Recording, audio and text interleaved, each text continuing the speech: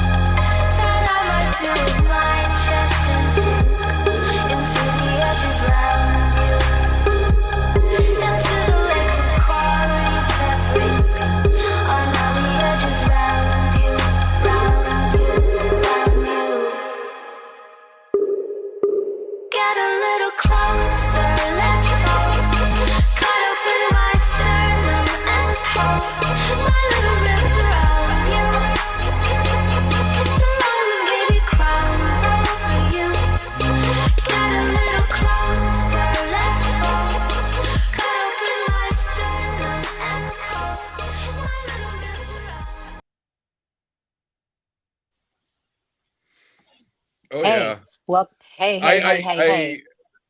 that was Purity Ring, Fine Yeah, Shrine. And the yeah. reason I played that tonight is I wanted to give a shout out. Purity Ring is from Edmonton, Canada. And right now I'm getting some good vibes from Canada. So shout out to my Canuckistani friends. Way to keep the foreign funded fascists out of power. Good job. Trump Yeah, was the thing that never happened to Canada. Right? yeah, yeah. I mean, Trump, that was all Trump. that we had. Sorry, Yo, yo, go yo, ahead. yo, yo. Welcome everybody to Radpod and Not So Chill. I'm Heidi Kuda. I'm here with Jim Stewartson and High Fidelity, my co-hosts in this life raft into a fascist hellscape. Thanks, you guys, for all the work that you do. And yeah, I'm so glad that you started with Canada. Trump was the biggest loser of the Canadian elections. He continues to be number one on all the wrong lists, as I like to say. But I think it's really important. And one of the things that I discussed recently with Monique Camara, our friend, geopolitical analyst from Italy, whose mom did a lot of work on the recent Canadian election, she basically said what this means is there's a bridge from Canada to the EU now. There's basically a bridge where they can actually collaborate and work together as democratic holdouts during this very, very, very difficult time. But yeah, wow. Nice job, Hi-Fi. Jim, I really just wanted to start with your breaking news. We always bury our own news. We produce news, we are news, we become the news, whether we like it or not. And I think it's really important that you have been the target of really vicious lawfare, not only the character assassinations, but the actual lawfare that has been directed your way. And I think that, we should talk about it a little bit because I saw your video and I think your video was really important. Can you elaborate? Do you wish to? Right, which video? I, There was one that you basically directed at one of your I believe oh, lawfare.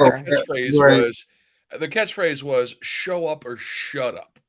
yes, So, I mean, yeah, you have to be so brave to speak out right now in general. And here you are, continuing to walk into the fire every fucking day. And I'm proud of you.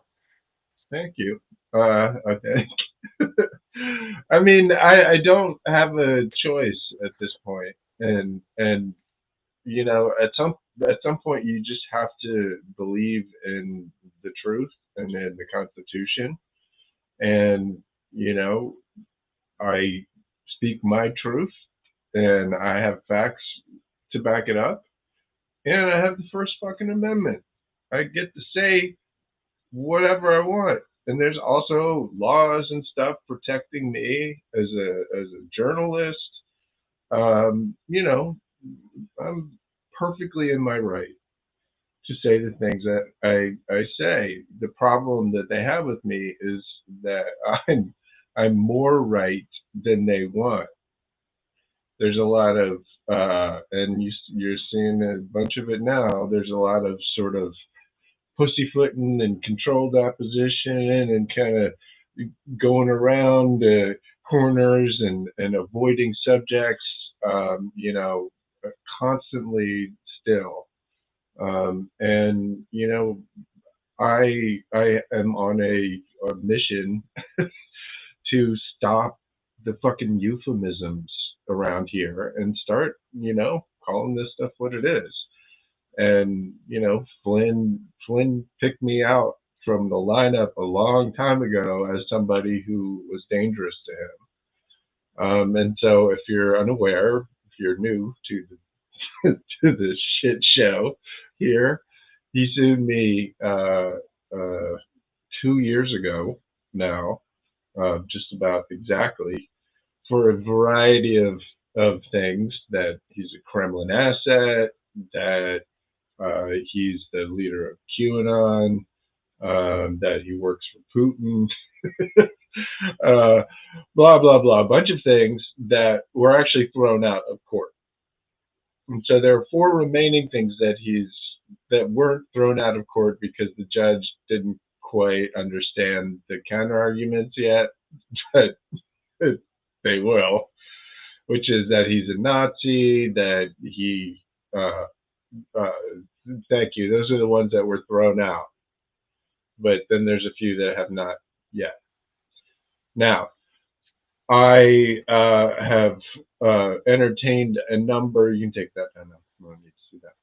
I've entertained a number of incoming offers from the former, for 2.5 Scaramucci's national security advisor, which is something we're going to have to talk about. Where was I? I was talking about Flynn and Scaramucci. Yeah, no, you've been entertaining offers, bro, and you No, have been yes, entertaining offers from the Flynn camp to extricate his holiness from the situation that he got himself in, and I keep declining to get it. Like, he wants me to sign stuff. I'm like, fuck off. I literally am never going into business with you. I am not going to sign a document that has, like, absolutely not. Fuck off. And so, we keep dragging this out. And so this is the second time publicly that he has not shown up to a deposition in his own lawsuit. Yeah. This time Yeah. was because his superiors, he was directed by his superiors not to show up to the deposition. So now I have a certificate of non-appearance and a pattern of behavior from Kremlin asset, aka Q Mike Flynn. And so he not only, is potentially like contempt for him and his fucking lawyers. But there's a other bit of side news that I will relate on behalf of Rick Wilson, who's I am a huge fan of, who also got sued by Flynn on top of my suit. And the news there is that he is in mediation for a settlement for Flynn to pay him Yeah. for Right. his lawyers and Yeah. whatnot. So Yeah. I'm almost done. So he is in mediation for the frivolous lawsuit, and Flynn is sending his wife Lori to do the mediation. At any rate, I am waiting for the mediation to find out how much Mike Flynn is going to pay me for the last 2 years of Of fucking hell. hell. Of hell. I Um, mean, brutal hell. did Yes, did did hi-fi. did, did his superiors tell him to send his wife because she's a better negotiator? I don't Who know. I've knows? made up. So I bring that up because I mean, again, Lori is an appeaser. She's, whatever, but I don't have a problem. the law has been weaponized and weaponized, and Jim was also, the head of the FBI attempted to sue him. It's like it is just so surreal. But the bottom line is that the only reason Jim has been Sorry. able to fight back, has been able to defend himself, is because of our friends who have supported him through this, and he's been able to have some very courageous lawyers defending him. So thank you from the bottom of my heart personally, as a friend of Jim, and I'm sure Hi Fi feels the same way, that you guys have made it possible for Jim to defend himself. These cases, this lawfare is expensive and it's not cool. And I don't, Jim hates it when anybody says anything nice about him. It's not his nature, but he's my fucking hero. And I'm not alone in that. There's other people who gather strength from Jim and his work and his tenacity. So anyway, wanted to start there because we're going to get into a bunch of gnarly Did you give him the news. URL? Great. We'll get that. Uh, Yeah. yeah, Hey, yeah, yeah, yeah. stopmikeflynn.com. Yeah. Lawyers are So expensive. Jim needs lawyers. thank Stopmikeflynn.com. you. Anyway, Thank you, sorry. everybody. Thank you, thank you, thank you. So here is where I wanted to go next because it has been disturbing me ever since I read it in your Mind Dash War Substack. I understand this has been a war of words, and I understand that these charlatans and traitors and quacks have been put into positions of power in order to destroy institutions in our country under the current regime. But, and I don't even want to repeat the words, Jim, because you repeat it and then it goes into people's heads. But the words that the defective Kennedy used to describe what goes into some vaccines, and he used all those trigger words. He used the things that mobilize people to think of the Democrats as, baby killers. I don't want to say it, but it's like I read it and I'm just like, this is the most evil shit ever. And these are just the people to deliver this evil shit. They literally they're scripting this stuff. I'm sure they have political technologists from Russia and all the think tanks in the, right-wing Koch sphere, and they script this stuff in order to get people to believe that somehow they're looking after us when in fact they're making us sicker and sicker. And can you comment on it? I mean, I don't know how you do it RFK, without saying what I'm talking about, but yeah, RFK is a weird bird, right? Like a really fucking weird bird, and he actually believes some of this shit. I can't remember yeah. if we talked about the blue brain stuff on this show yet. We did. Yeah, We we, did we last talked week. about the We touched methylene on it blue last last week. week. Yeah. Yeah, yeah. So Yeah. anyway, Methylene blue, or so the reason I bring that up is because he believes some of this shit, right? Yeah. He really believes that people should get measles. Yeah. I don't think he necessarily believes that there's babies in the vaccines, which Yeah. is Yeah. which is I mean that's the psyop. There's babies in the Yes. vaccine, so you better He not take the used vaccine. he He uses used disgusting, debris. He used debris. It was yes. just it was so It, evil. well, it is a long, old term that has been discredited for fucking decades, literally.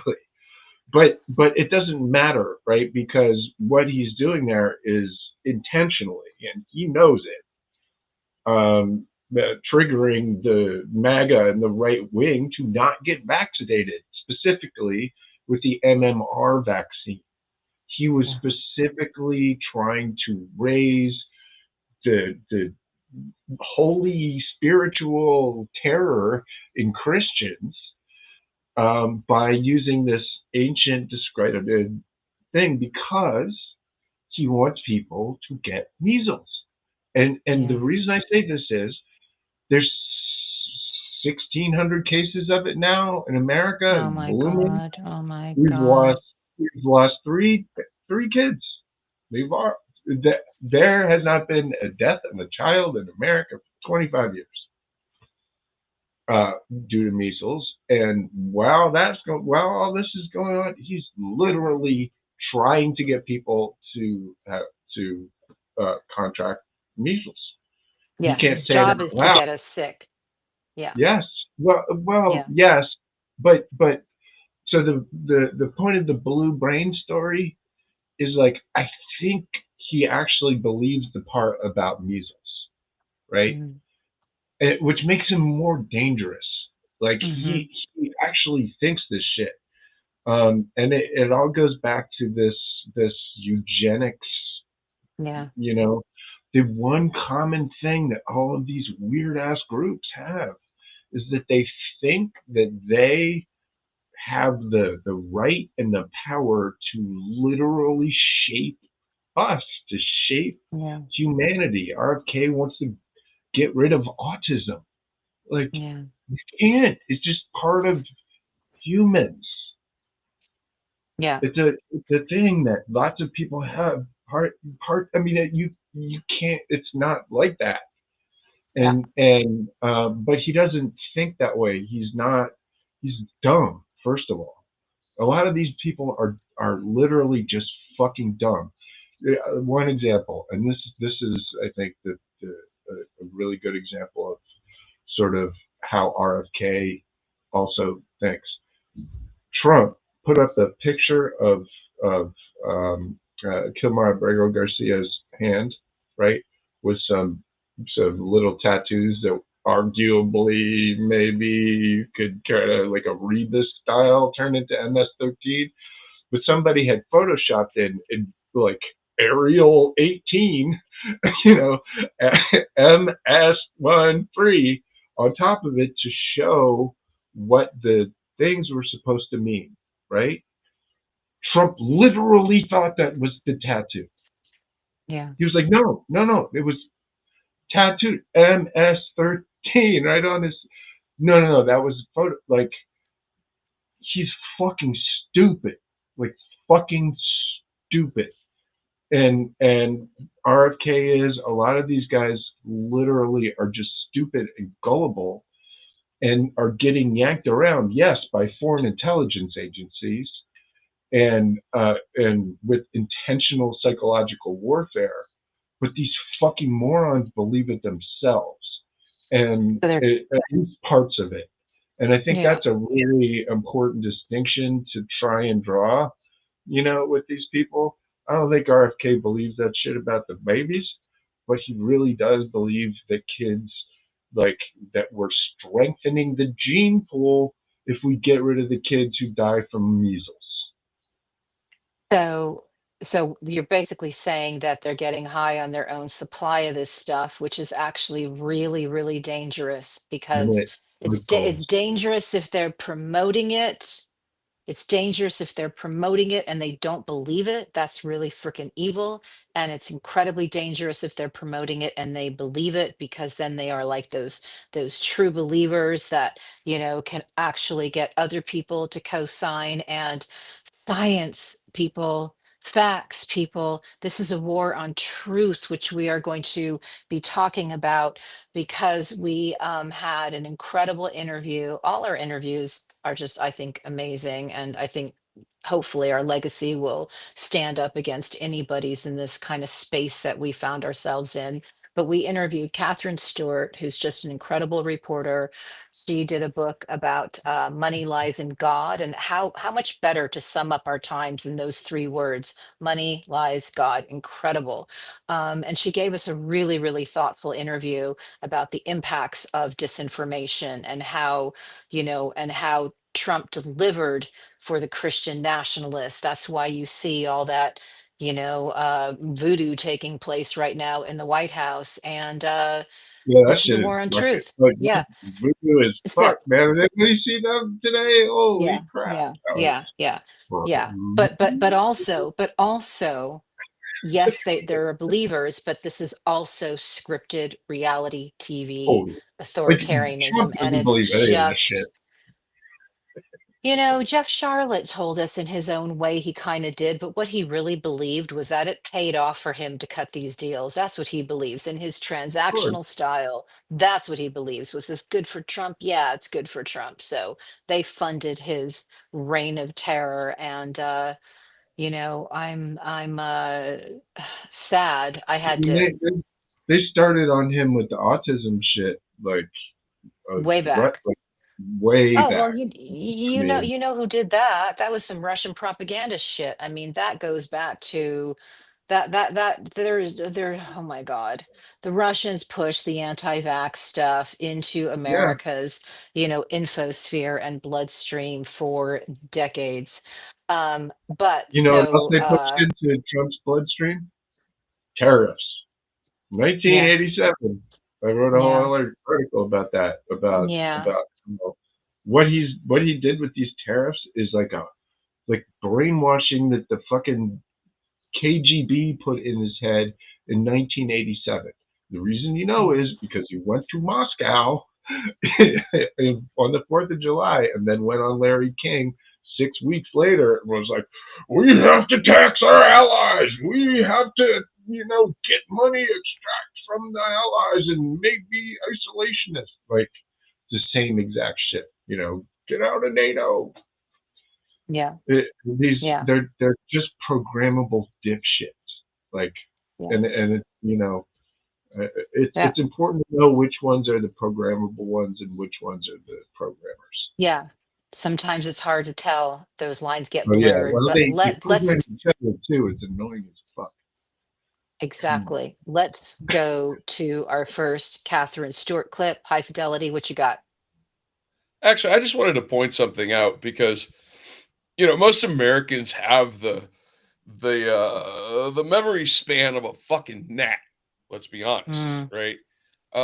When RFK Jr. first burst on the scene, he was lauded as left of Biden, as a progressive, mm. as a Like and a I think granola crunching like yeah, lefty. Well, exactly. He was because of his background in environmentalism, like that was Right. I back in was the just saying day. to okay. Jill And Stein, what Jill is he now? Hold Stein on. got into Here's my that shit point. too. Here's my Like, what do point. you What is he now?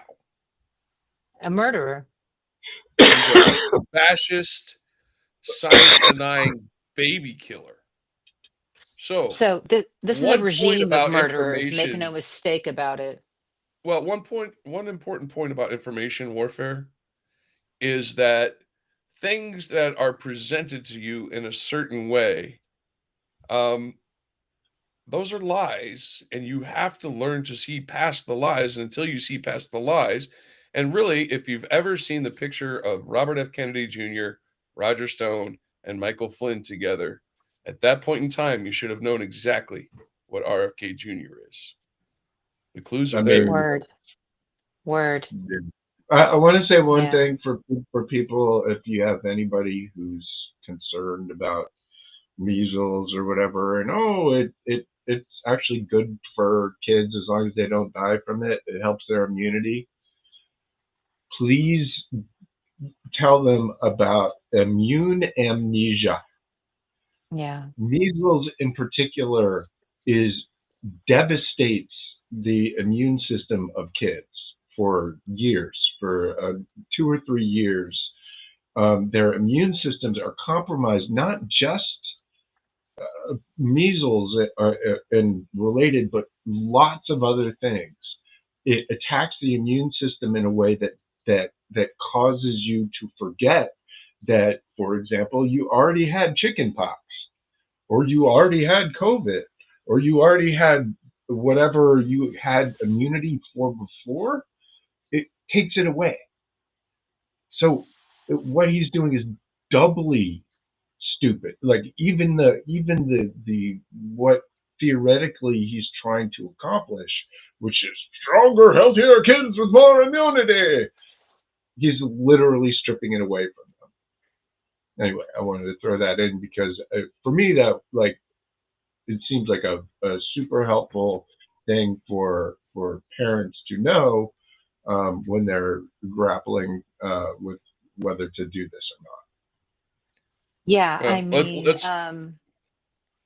these are all problems that we have solved previously, just like with polio. And so, you don't see people in iron lungs, because we have a vaccine. And Elvis got out there, and Elvis got the vaccine and told everybody that it was okay. And we have a country that managed to eradicate, polio, which of course affected, many people, including Franklin Delano Roosevelt. And bottom line is that we are going backwards. We are going backwards. That mythic past that they conjured up to try to get people to buy into this MAGA op is not what they think it is. It is dark. And that people are going to be very sick if they're not being enslaved, which you guys have predicted. I work with two guys who predicted this. They listen to the right wing podcasts that these guys go on. They tell you what they're going to do. And I'm right now in the middle of reading Jason Stanley's Erasing History, which we had Jason on the show to talk about it when the book came out. But I'm going back and reading a lot of the material that is very, very important. And Jason put that book out before the election. And everything that Trump said he was going to do, that Jason documented. And Jason, of course, is, a Yale professor who wrote How Fascism Works. He really knows this stuff. He's now working in Canada, where there's still a chance to beat this stuff back. But one of the things that Trump said he was going to do was arrest and prosecute reporters for treason. That's one of the things that he said he was going to do. So he's been telling us what he's going to do. But I got to say, like, uh, I don't know what it's going to take for people to, I sound like hi-fi right now, for them to understand just the gravity, the depravity. I know, of course, our viewers do. I'm looking at the brilliant comments in the chat, and as always, I'm very grateful for everybody, but I don't know how we bust through the bubble that is still protecting these people and still covering a lot of this stuff up with euphemisms, or worse, they go to the press conferences where these media creatures are starring in their own reality show, and then they come back parroting the propaganda. Like, that does not work. I don't know how to solve that, but parroting the propaganda at these staged events is not helping people get closer to the truth. It's blurring the lines continually. And I don't know quite what to do about that. I'm writing about it right now and trying to sort through it, but it's we're in a jam. How to well, report on it. I will give it to JB Pritzker. He is the first billionaire I've heard who is telling people to get out in the streets. So at least one of the rich is coming around to the actual threat that we're facing. However, I Yeah, think would have there been are nice far if he more told people, many. you know, would have been nice if he had done that before November 5th, but Yeah, it's a little late. great. Hey, you know what we should do? Let's play the first clip. Thank you. In Mexico. Sorry. That seems like the wrong clip. Yeah. I've seen Trump speak at a number of religious right gatherings or Christian nationalist gatherings. He speaks at the March for Life. I've seen him speak at Pray Vote Stand, which is one of the big conferences, or the Road to Majority conference, and other large sort of gatherings. And he'll always say, I think I gave you everything you want, and I think I even gave you more. He doesn't say we got what we wanted and we got even more. It's almost like, you supported me, so I'm going to do for you. It's like a transaction. So, but they adore him. I mean, in those spaces, he is really revered as a messianic figure. And that speaks to the second part of why they support him. They compare him to a biblical king, like King Cyrus or King David, as sort of a flawed ruler that God chose to enact his will, right? They see, in many cases, this sort of political battles in the here and now being a reflection of spiritual battles taking place in the heavens. And they think God has chosen Donald Trump to defeat his enemies. If anybody wins an election, it's against God's will. And here's the thing about, kings. They're not the kings of democracies, right? They are the law unto themselves, right? And so that sort of makes him a perfect ruler for an authoritarian movement, a movement that has been sort of anti-democratic and authoritarian. She's so smart. That was Katherine Stewart. How do Money you lies even in follow God. that up? Like, It she nailed just Yeah. it. nails it. With Yeah. 3 other clips from her. She's amazing. Please Uh, watch the interview. Support the Yeah. work. We've been It's doing such good stuff lately. yeah. It's I actually really think I accidentally played clip number 2. Doesn't Sorry matter. about that, It's folks. sight. It's all right. Sight, high It's good five. stuff. Sight. Good Sight. stuff, people. Sight. Sight. Why Hey, don't you play clip number Why don't one you- then? Yeah, play well, clip because I number don't 1. have it because I accidentally had clip number 1, but it was the wrong thing. So now I got to go make clip number 1 again while you guys watch clip number 2. Understand how so many Americans supported this movement, a leader of Donald Trump, and who support this movement in general, without noting the critical role of disinformation. They've really declared a war on the truth.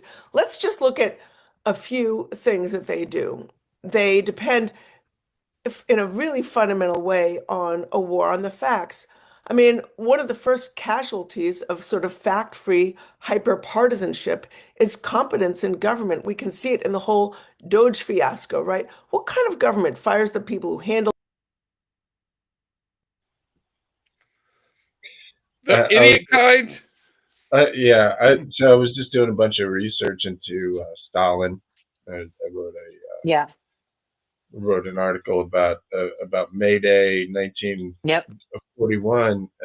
and Stalin did all the same shit. Um, he had his own version of science.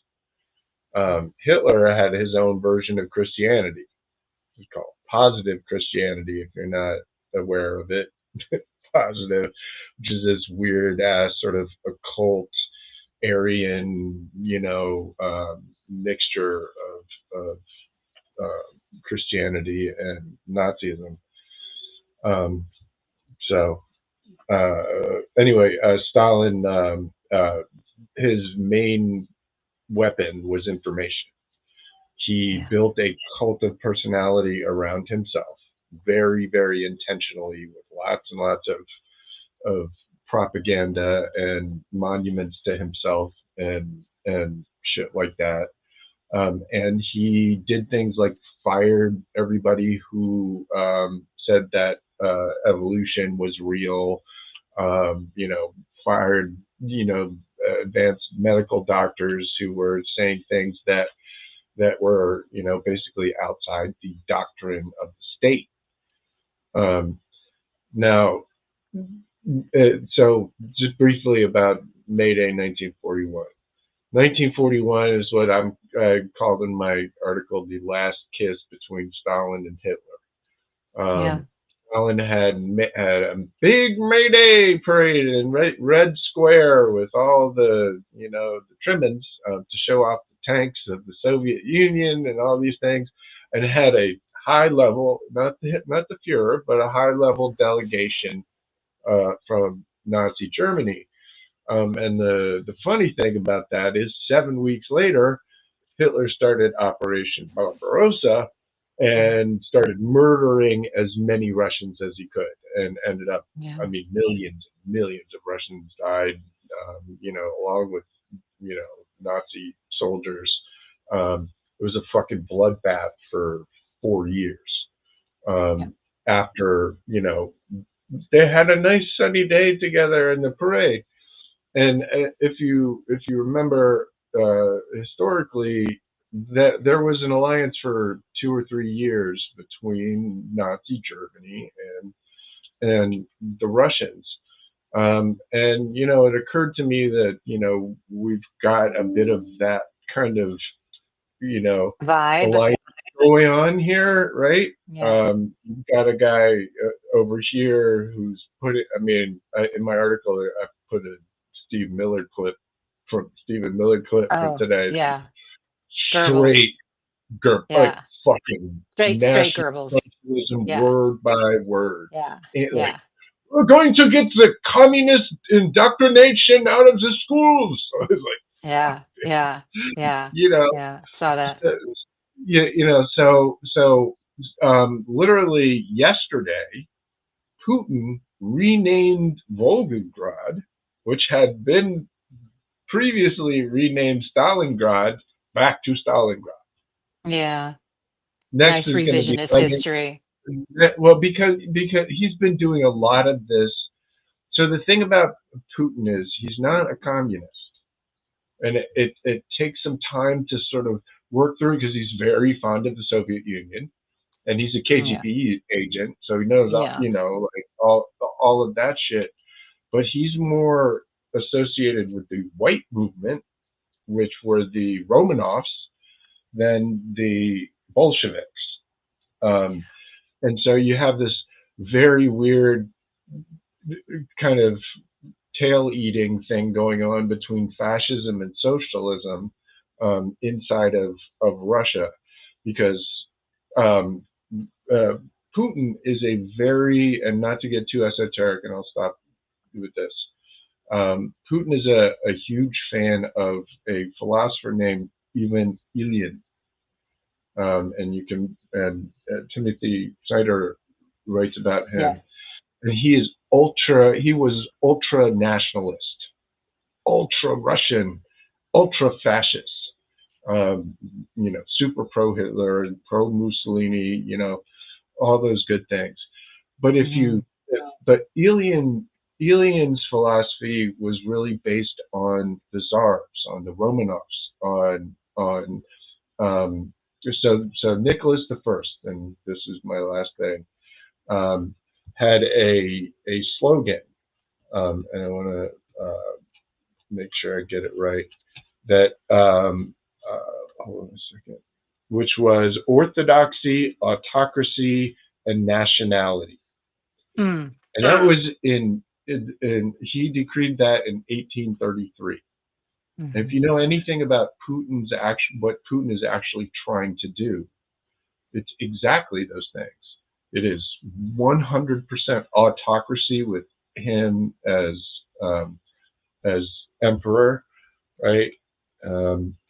The orthodoxy, he is just like Nicholas did, is trying to fuse the Orthodox Russian Church in with the government, and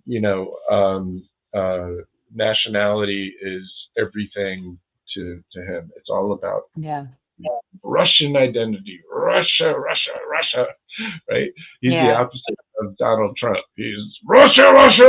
Donald Trump, Russia.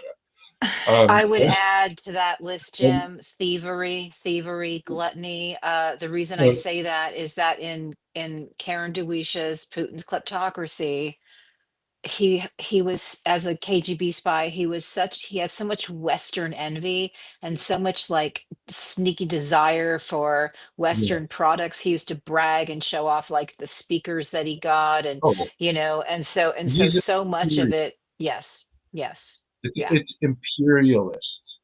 And yes, that's right. and again, there's this weird thing where the the imperialists, after the Bolsheviks overthrew them, they became the sort of the original anti-communists.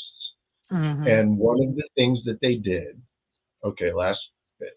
One of the things that they did was popularize the protocols of the elders of Zion, Right. because they wanted to scapegoat the Jews Mm, for the Bolshevik revolution. So that's how the Jews and the communists sort of got conflated together. And mm, you could see it in Stephen Miller's fucking speech today. yeah. The Right. same, the globalists and the communists, right? They're Yeah. all together, Right.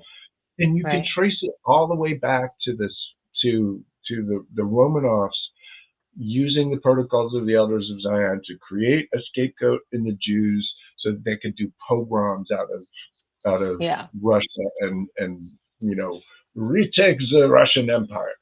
And by the Right. way, and now I'm stopping, my paternal grandparents both were ejected from Russia by those motherfuckers Yeah, right. So it's 100 years personal. So here's what I want to say. So we had Zarina Zabriskie on our show a few weeks ago. Many of you are helping her with her film about Kherson that she called Human Safari. She's the one who broke the story that the Russians have been hunting people in Kherson with drones, literally targeting people, and a murderous campaign and a fear campaign. And one of the heroes of the film is this man who has dedicated his the last few years to rescuing people, going where where there is shelling, where these drones are attacking people, and trying to help people. And he says in this film, it's just this incredible moment where he says, Russians say that they defeated Nazism. No, they took it and they now own it. They are the Nazis. And I just remember when he said that, I just thought, how, what more concise way to flip their propaganda back on them. They're projecting. They say the same about Ukraine. It's a lie. It's a way for them to justify to their population and to use, the old World War II rhetoric, and detonate it against Ukraine, when in fact Putin's a thief. He's trying to I steal, mean, another country's shit. Yes, yes, Jim. Peskov, Putin's spokesman, said today that we have to denazify Ukraine. Now this is a phrase that I've been hearing in Russian propaganda channels on Telegram and shit for a long time, and I've Years. Yeah. reported on it for years. That this is the meme, that Ukrainians Yeah. are the Nazis and they have to denazify Ukraine, which is just a wild thing because Putin is allied with every fucking Nazi in the world. Like, Yeah. like he Yeah.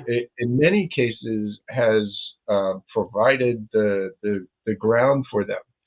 Um, Right. Briefly, like the group Atomwaffen, you may have heard of so much in the United States, was started on a website called Iron March, which was started by a Russian spy that graduated from MGIMO, which is Russian fucking spy school. He literally came out of Russian spy school and started Iron March, which birthed Atomwaffen and a whole shitload of other neo-Nazi cults that have gone on to create violence and chaos all around the world. And Yeah. that's not an Right. accident, because you know, like they did, in World War II, he's perfectly happy to ally with the Nazis. Yeah. So one thing I want to say is I've been traveling to different countries in Europe. I've been seeing a lot of, signage and tanky protests. So it's the code pink and it's the, anti-Ukraine, pro-Russian protests. And Hi-Fi, I just sent you an image that I don't know if you're able to pull up or not, but it's a sticker. So what's interesting is you see all the tanky stuff, the stuff that we have talked about and exposed on this show. That's the extreme left that basically aligns with the fascist right in that horseshoe. But where you find the posters, you also find this sticker. So I find it kind of reassuring that you've got all this tanky action going on. And yet every time I see the poster, every time I see some, some anti-Ukraine rhetoric, some group is putting up that Putin war criminal, conflating him, doing sort of you can see a hybrid shot between Putin and Hitler. So I find Yeah, that to be very encouraging. I feel, Jim, I just vote to both of you. I feel that the act is getting stale, that using these throwaway agents and useful idiots to go out and protest and put up the anti-democratic signage. I think that the pro-Russian throwaway agents act is getting a bit stale. Maybe that's hope for me because I certainly don't want to see Europe fall the way America has. I don't want Europe to become under foreign occupation the way I feel that my country has. On the other hand, it does feel like it's just a stale act. They've been doing the same thing forever.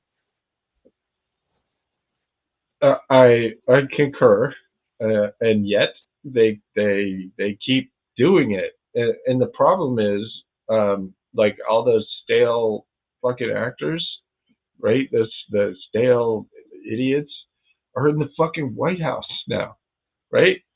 I mean, if people missed it, like yesterday, they had Posobiec asking questions about the unhuman immigrants. Now, Posobiec is a Nazi, and his whole book, Unhuman, is a Nazi book. It's a book about dehumanizing Democrats as Bolsheviks, right? So they when these people call people Bolsheviks or communists or globalists, it's all the same fucking. It's all the same thing. It means Jews have always been this sort of scapegoat for whatever, the intelligentsia or whatever, whatever it is that they happen to be angry about. And you just see this guy who has persistently over and over again tweeted 1488, every Nazi signal he could think of, and is anyway. I could go on and on about this fucking Nazi, and he's in there in the White House sitting next to Dom Luker. You don't know who Dom Luker is? Dom Luker is one of the nastiest, most vicious fucking like psychological operators on the former Twitter. Like absolutely horrific shit. Pizzagate, Q, the babies and pedos and all the things. Every bad fucking thing. Now, Oh my what's God. interesting is Dom Luker, just as a side note, happens to be a guy who was stationed in Fort Bragg and spent lots and lots of time with PSYOPs team down there, which is a whole other fucking subject. Anyway, he came out of there, and now he is after some other failures, suddenly got life as this like disgusting conspiracy guy, and then he tweeted child sexual abuse material, CSAM, Mhm, on his mhm, thing. It was like, oh, look at the Democrats. No, that's like mhm. it's the CSAM that got the guy from the octopus family or whatever put away for 20 years. Hmm. That's what he posted. Hmm. And of course, Elon Musk came back to his rescue because he was generating lots of traffic and reinstated him. But this is one of the sickest people on planet Earth. And he's sitting there next to Jack Posobiec asking Carolyn Levitt up there, you know, who Adam Waffen Barbie, as they call her, like asking about the Epstein files or something, you know, like just unbelievable. It's a Yeah. QAnon. It's just a QAnon chat room now. Yeah. White House. Wow. Wow, Jim. So, That's so the amazing. so the Russian the point being that yeah that yes you're right, it's tiring for a lot of us, but for them it's the golden, it is the golden age, right? Like this is their time in the spotlight where suddenly all the Russian propaganda was right.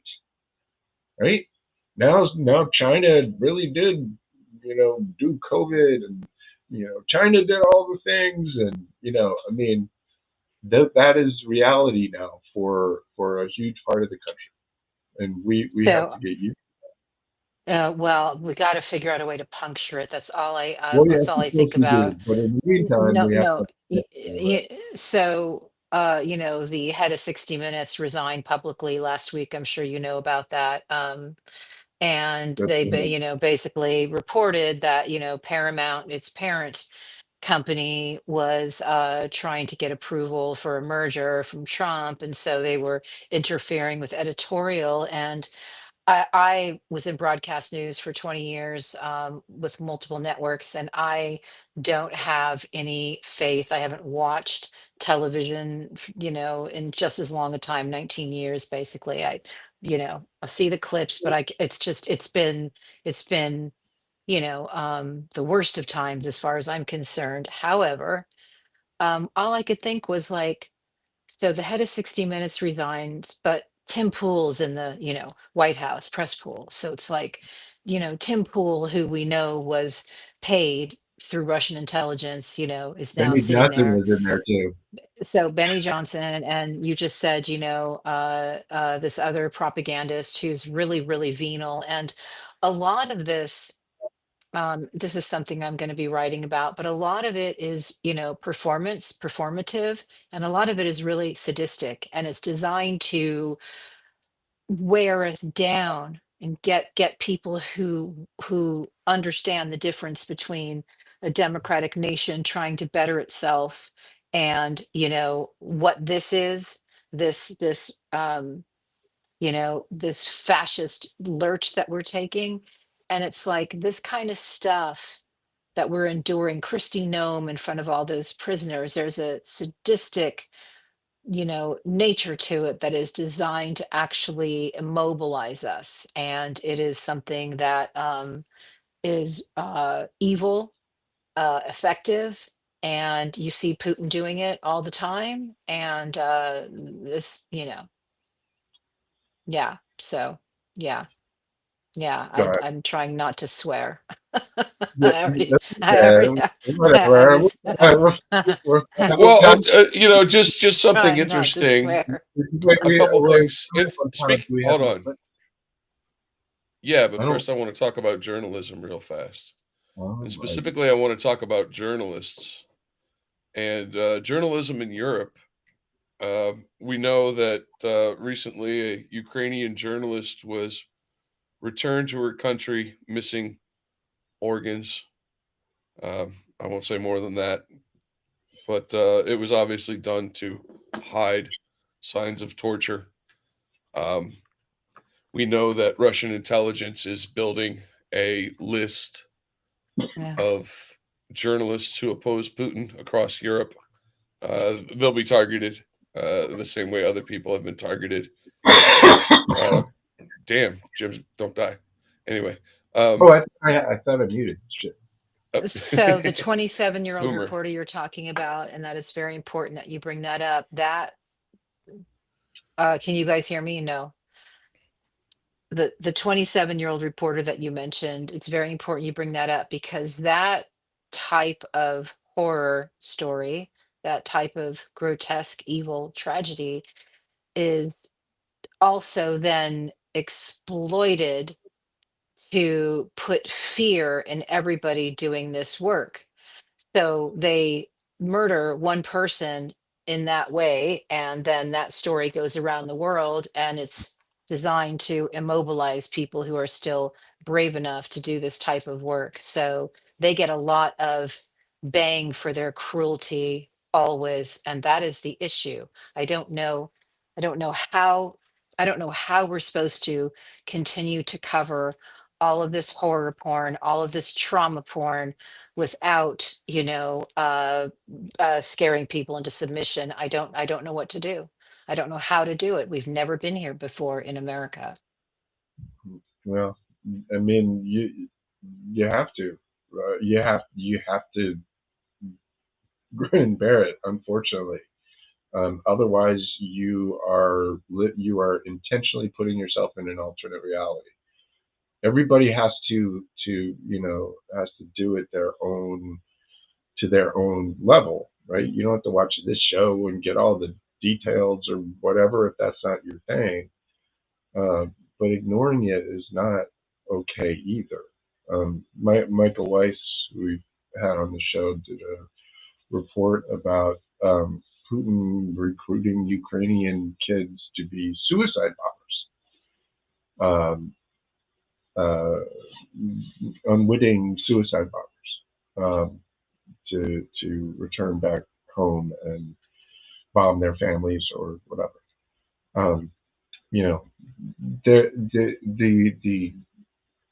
The viciousness and the scale of it is going to increase, and it's important that we not shy away from it. It's important that somebody not shy away from it. You don't have to bury yourself in all the details, but don't hide your head in the sand either.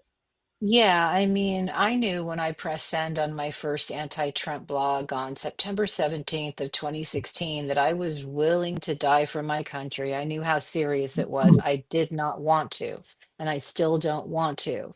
But it's like, billionaire and hedge fund owned media is not going to do the type of work that the scrappy independents are going to do. And so we just keep doing it. So, I All don't know what right, else to all right, do. all right, all right. Uh, Catherine Stewart. Catherine Let's Stewart. go. Catherine Let's go. Stewart. But look, this is no time to just be paranoid and frightened. I mean, this is a time for moral courage. We have elections in less than 2 years. I think a lot of Americans, as they see the consequences of this movement, are going to kind of wake up. And we do have an opportunity as people are hurt, um, as their grievances are not addressed, as their lives aren't getting better.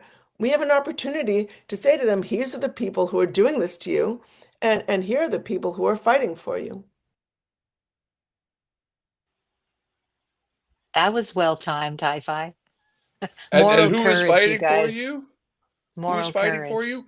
Fucking Ukraine is fighting for you. Yeah, right. You don't want That's what right. Russia has. The No. highest divorce rate, the highest rate of children prostitutes, the highest rate of drug addiction. You don't want Russia coming to America. And Mm. unfortunately, the power structure is relatively the same now. So what are you going to do, America? Moral Try Yeah, I courage. mean, one feature of the Russian government is the Duma. When's the last time you heard about a big political tussle between Putin and the Duma? It is a purely fanciful organization Yeah, that right. sits around and does press releases for Putin and has a couple of people who LARP as like, oh, we're the communists or whatever. They have these little, but it's just a giant show. And what do we Yeah. have in America? Giant show. Sternly, There's we've got nothing. sternly written letters, sternly worded Yeah, letters. We have even a Senate. Hold on, hold on. We have a wait, Senate. We had a Senate that voted to allow the president to deport Yeah. citizens. Yeah. That's what we Fair have. stuff. Well, they voted, yes, they have voted against a resolution to say that you can't deport U.S. citizens, Mm. which, you know, is more or less the same as saying, you know, fuck, there's 13 stripes on the flag, right? You know, and they're like, no, Donald Trump said there's 1488 on there now. I don't know why, but that's what it is now. It's pure brain fuckery at this point. Yep. Yep. Nothing matters anymore. Is that the last of our clips? No, as a matter of fact, we got one more. Here we go. Let's do it. Sort of, I think of religious nationalism not as just a set of attitudes held by millions of the rank and file, not just a label that people use to identify themselves, but also a political dynamic that afflicts political systems, sort of like authoritarianism. So a lot of the disinformation operations that we're seeing are actually targeting pastors to get their congregants out to vote, or they're operating in churches and other faith-based spaces. So they're really exploiting religion for politics and power. Exploiting religion. Hold on. This is the most important thing that Mike Flynn and his people did during the Biden administration. Yeah. Covered every one of his fucking tour events. Yeah.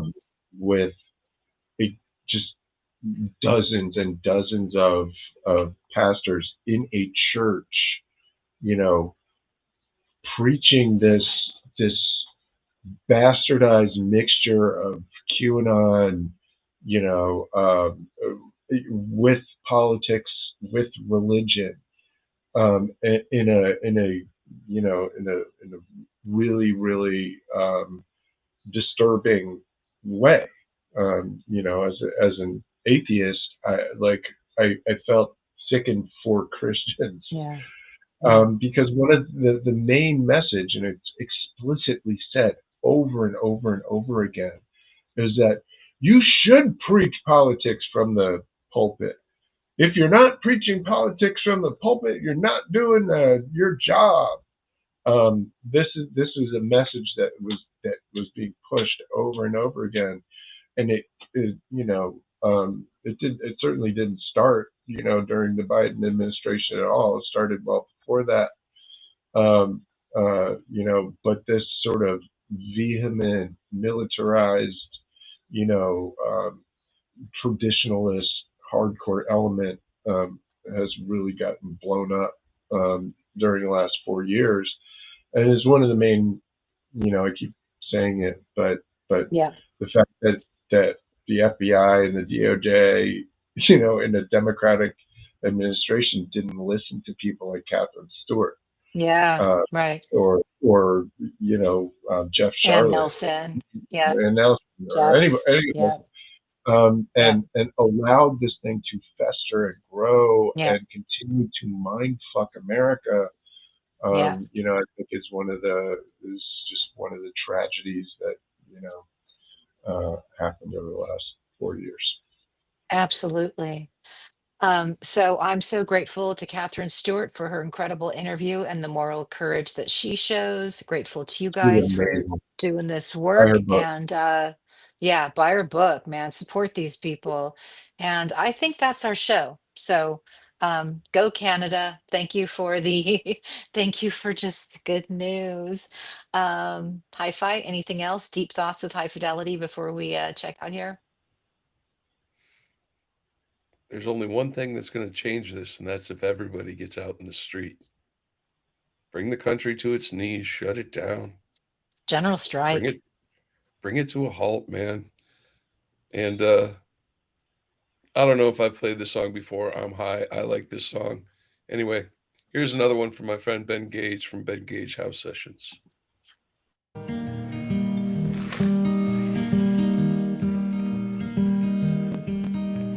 Staring at the shark on Lost in thought again. Flicking through the pictures of the people that I have been. And I don't know wrong, but I've been told life gets easier as you get old.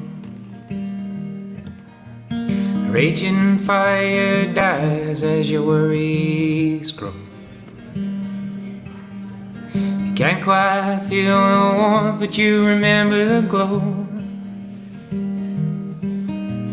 And all these words, they bring no peace. 'Cause there's a hole in your heart, and through it the sorrow leaks. But I must carry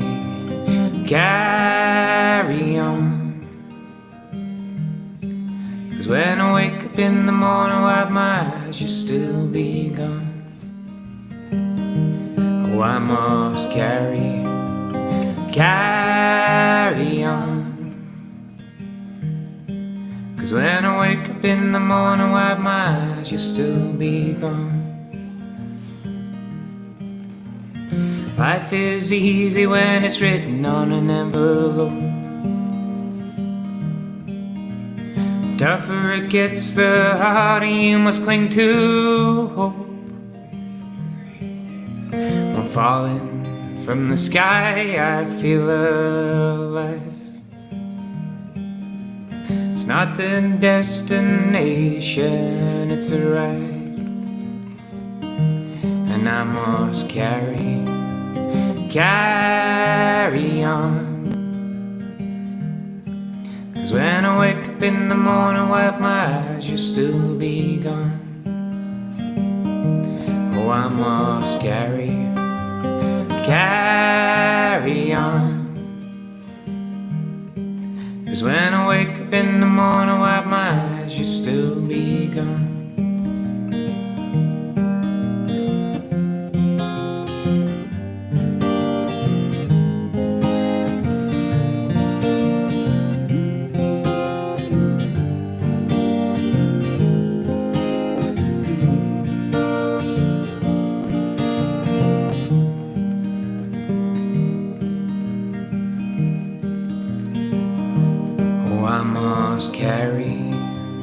Carry on. 'Cause when I wake up in the morning, wipe my eyes, you'll still be gone. Oh, I must carry on. 'Cause when I wake up in the morning, wipe my eyes, you'll still be gone. When I wake up in the morning, wipe my eyes, you'll still be gone.